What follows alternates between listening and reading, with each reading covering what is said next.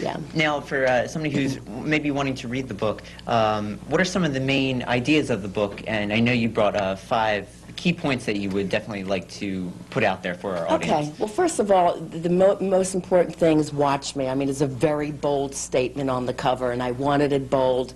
But ironically, it is not about anger, defiance, or revenge when you're upset. Okay? And this is also what I teach my little children at Winslow. Watch me attitude is about a calm perseverance. It is about defining what you really want and having a keen focus. So it's an inner journey to become your best self and find your purpose for life, your purpose for being here, and we all have one, and being very focused to continue on your path to reach all those goals and dreams that you have, despite what life gives you, because we're supposed to be challenged. And when we're challenged, that's okay. Those are the tough times. But it's when we're challenged, what we do with that challenge, that defines us as people and our character. And ultimately, which will help us reach success. And success is defined in my book for personal success. It's not about money. It's not about material wealth. But it is about an inner peace, a contentment, and a major self-pride for reaching the goals and dreams that you have had in life. So, okay, 5 key points. One is, it's a lesson that I learned as a very young girl that I often talk about when I'm giving speeches. It's called the lesson of the 5 Ds that my father told me. And he said, "Hon, if you got the 5 Ds, you can do anything in life," which is drive, dedication, determination, devotion, and dare to dream. And in that 5 Ds chapter, I break down each of those words and what it means and how to follow that philosophy. Another chapter that I think is very important is one on relationships. I do mention what an evolved or a healthy relationship should be like. I mention a lot of lists. Again, as a therapist, about 1/3 of my practice is relationships, and there's a lot of toxic relationships out there. So I give, the red flags, what people should look for, and I said it's important to know what you want, not to settle for anything less. Just some examples there. There should be no addictions or anger in a relationship. Someone should be kind-hearted and not mean-spirited. It's important that they can openly communicate their feelings. And there's lots of examples in there.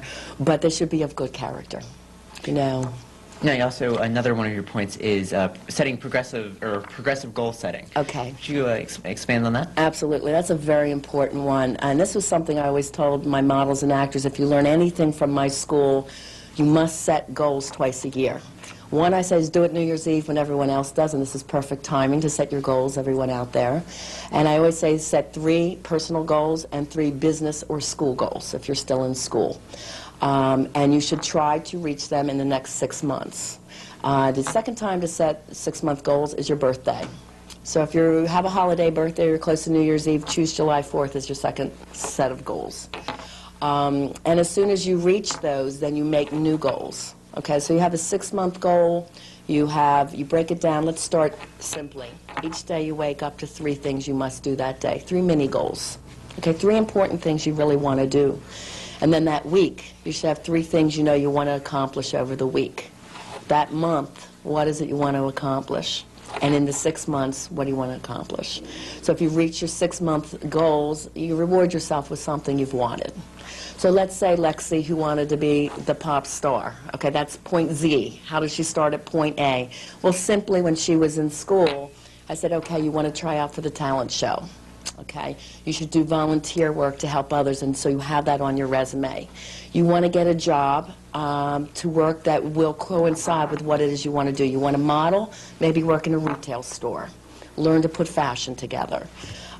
Here's a book. Read what it is to be a top professional model and a singer in the industry. Know what you want to do. So there's a lot of little mini goals that you can start with. And then as one is done, you progress to the next one. With her, it's getting a press kit together.